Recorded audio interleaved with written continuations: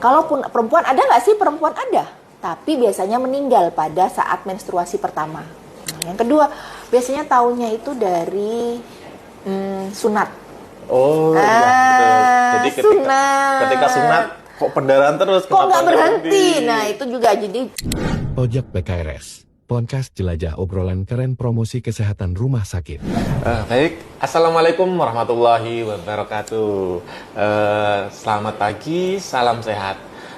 Berjumpa lagi dengan saya, Doni Harisiswanto, dalam acara Pojok PKRS, promosi kesehatan rumah sakit RSUD Dr. Muhammad Saleh, Kota Probolinggo. Pastinya pada pagi hari ini saya sebagai host tidak akan sendiri dong, pastinya ditemani oleh narasumber-narasumber hebat, yang mana dalam hari ini saya ditemani oleh Dr.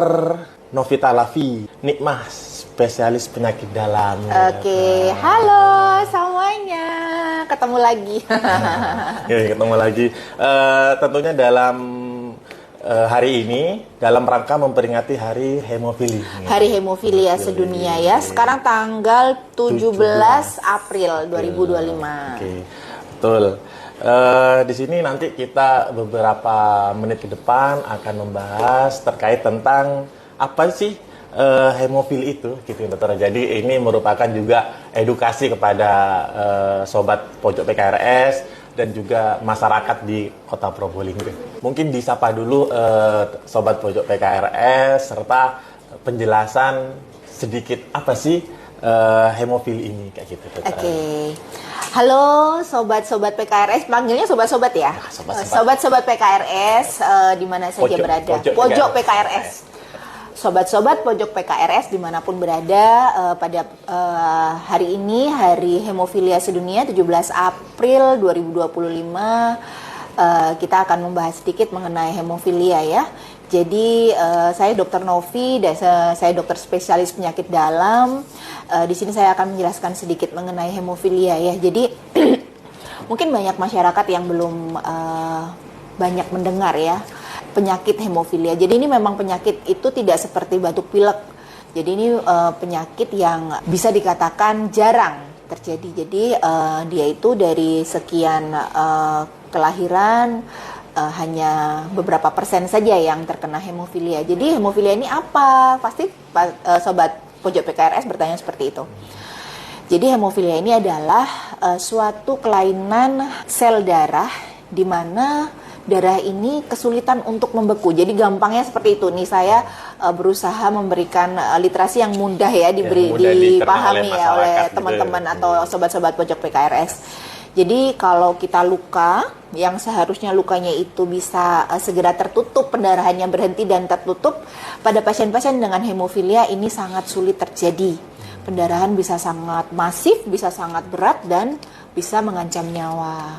Nah, ini memang sangat-sangat tricky ya, jadi sangat gampang-gampang susah. Banyakan gampangnya kok daripada susahnya. Jadi sebenarnya kalau tahu caranya mencegah pendarahan, kalau tahu caranya melakukan terapi profilaksis ya, pemberian faktor pembekuan, maka pendarahan serius atau pendarahan yang mengancam nyawa ini bisa diminimalisir. Seperti itu Mas Doni. Oke, terima kasih ya. Ini sobat Pojok PKRS sudah penjelasan tentang hemofilia sudah dijelaskan sama Dr. Novita barusan, bahwa hemofili ini adalah di mana kejadian orang yang luka gampang membeku darahnya gitu. Gak bisa berhenti pendarahannya gitu Mas Doni. Jadi terus-terusan kayak gitu. Tapi jangan khawatir, ketika kita tahu caranya mengatasinya itu akan teratasi gitu. Betul, jadi bisa dicegah. Kalaupun sudah terjadi terlanjur ya terjadi pendarahan. Jadi Mas Doni kita harus ingat ya. Jadi ini X-link kelainannya itu melekat pada kromosom X. Jadi apa ini implikasinya? Kalau melekat pada kromosom X, maka yang terjadi adalah mayoritas penderitanya adalah laki-laki. Kalaupun perempuan, ada nggak sih perempuan? Ada, tapi biasanya meninggal pada saat menstruasi pertama. Seperti itu. Jadi kalau laki-laki biasanya ini kan lebih aktif aktif secara fisik ya Mas Doni ya. Iya, Udah gampang berdarah, terus laki-laki ini kan pasti kalau anak-anak kan ini dari anak-anak ya dari lahir. Jadi jag-jag ke sana lari ke sana ke sini malah nanti jatuh. Nah, jatuhnya itu biasanya pendarahannya susah berhenti. Nah, ini yang khawatir, itu yang pertama. Jadi orang tua itu sangat perlu menyadarkan bahwa ini ada sesuatu yang berbeda ya. Jadi sebaiknya kalau berangkat sekolah sendiri itu pakai pengaman di sendi-sendinya. Itu yang pertama. Yang kedua, biasanya taunya itu dari sunat. Oh iya, betul.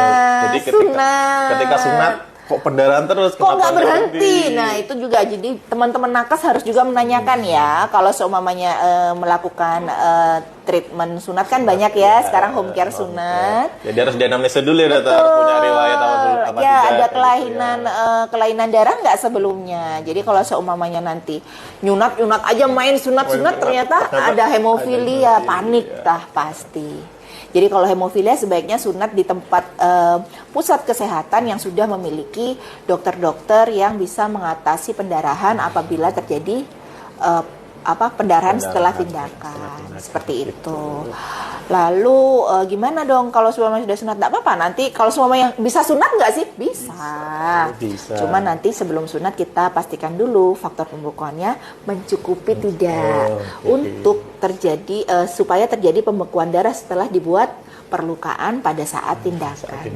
Seperti itu Mas Doni. Jadi ini walaupun punya riwayat hemofilia, anak itu masih bisa sunat ya dokter, tapi tentunya di tempat fasilitas masih. Ya. Ini juga disebut penyakit kerajaan, Mas Doni. Kok bisa dokter? Karena penyakit ini adalah penyakit yang ada di kerajaan Inggris. Oh alah.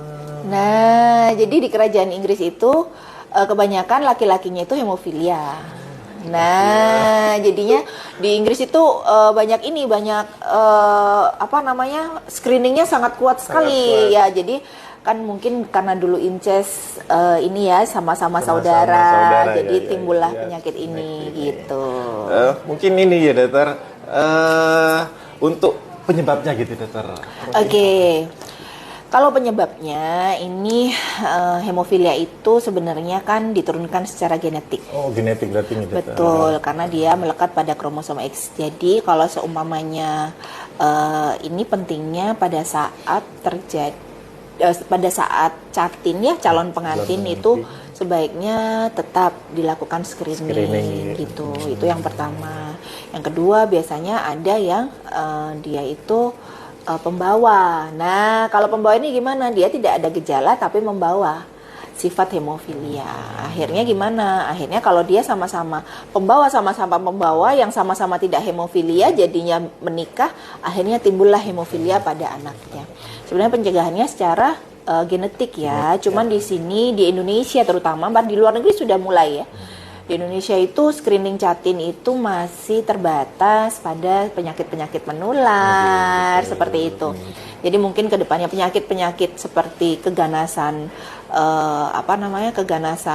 hematologi, keganasan darah ataupun kelainan-kelainan darah seperti hemofilia ini sebaiknya di screening di awal. Gunanya untuk meningkatkan kualitas hidup generasi muda yang ada di Indonesia. Gitu. Jadi untuk faktor penyebabnya bisa dikatakan karena genetik nih dokter. Betul, diturunkan. Gitu. Jadi nanti mungkin salah satu untuk menekan agar tidak banyak terjadinya penyakit hemofilia ini dengan screening. Betul, seperti itu. Ini lagi dokter, ada pertanyaan apa? Perbedaan hemofilia A dan hemofilia B. Oke, ini juga pertanyaan yang banyak ditanyakan ya. Jadi hemofilia itu sebenarnya karena ada kekurangan faktor pembekuan. Nah, faktor pembekuan itu ada beberapa.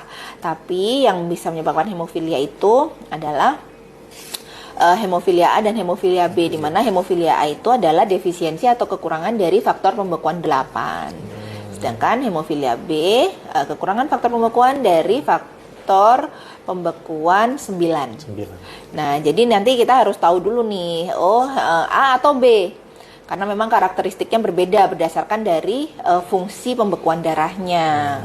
Jadi kalau seumpamanya nanti supaya tahu ini hemofilia A atau hemofilia B, harus tetap dilakukan pemeriksaan lanjutan untuk melihat konsentrasi dari faktor pembekuannya. Seperti itu. Oke, jadi perbedaan hemofilia ini nanti bisa kita katakan apakah hemofilia A atau B, harus melakukan pemeriksaan lanjutan. Banyak kok, banyak sekarang volunteer yang jadi ada tuh Mas Doni, karena mungkin ya kesamaan nasib ibu-ibu atau orang tua, bapak-bapaknya pasien-pasien hemofilia, mereka tuh sampai membuat apa ya istilahnya, perkumpulan ini tujuannya saling menguatkan, saling bertukar informasi. Jadi kalau Mas Doni ketemu sama pasien-pasien yang orang tuanya pasien-pasien hemofilia, mereka lebih pinter banget daripada malah daripada dokter-dokter yang masih baru seperti itu. Karena ada perkumpulan dan sharing-sharing informasi gitu. Sangat, iya, saya sangat solid gitu loh. Jadi karena apa? Kalau semisal ada anaknya yang misalnya karena kan laki-laki ya, jatuh patah tulang, wah itu langsung semuanya mencari donatur. Nah donaturnya hemofilia ini juga nggak main-main, sampai internasional. Karena apa ya? Memang concern mereka terhadap hemofilia ini sangat besar. Gitu. Ini dokter lagi, apa saja gejala umum yang diderita penyakit hemofilia, baik dengan kasus ringan atau yang berat? Ini gejala-gejalanya. Oke, gejala-gejala hemofilia. Jadi hemofilia ini beda ya dengan penyakit kelainan darah lainnya. Pada pasien-pasien dengan kelainan darah lain seperti talasemia, itu berpengaruh terhadap muka dan bentuk tulang.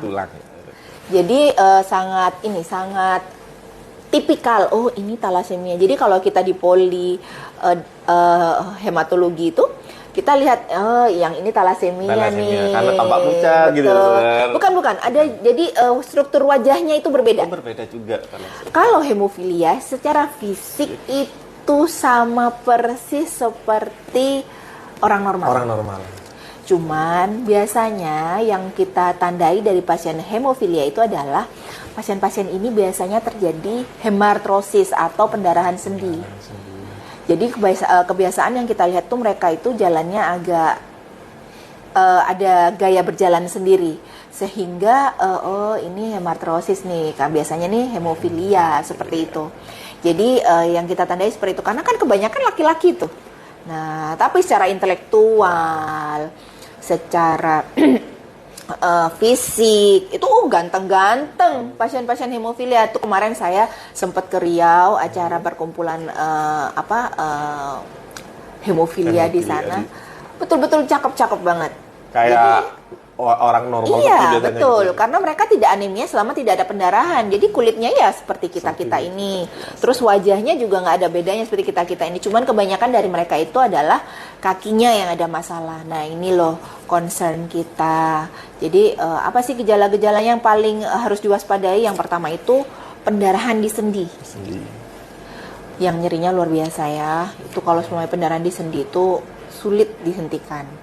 Yang kedua adalah gusi berdarah. Makanya kita biasanya kolaboratif dengan dokter gigi. Karena apa? Anak-anak yang giginya baru copot, wah itu juga resiko pendarahan. Betul. Resiko pendarahan juga. Akhirnya apa? Akhirnya pasiennya malah giginya, karena gigi copot itu kan kadang-kadang copot sendiri ya. Jadi tidak direncanakan. Nah, kalau tidak direncanakan itu yang profilaksisnya kita masih susah. Nah, dulu. Tapi kalau sekarang itu sudah dilakukan setiap 2 minggu sekali lah, Mas Doni. Itu dokter gigi. Yang ketiga itu biasanya adalah ini hematom. Belentong pendarahan di kulit itu.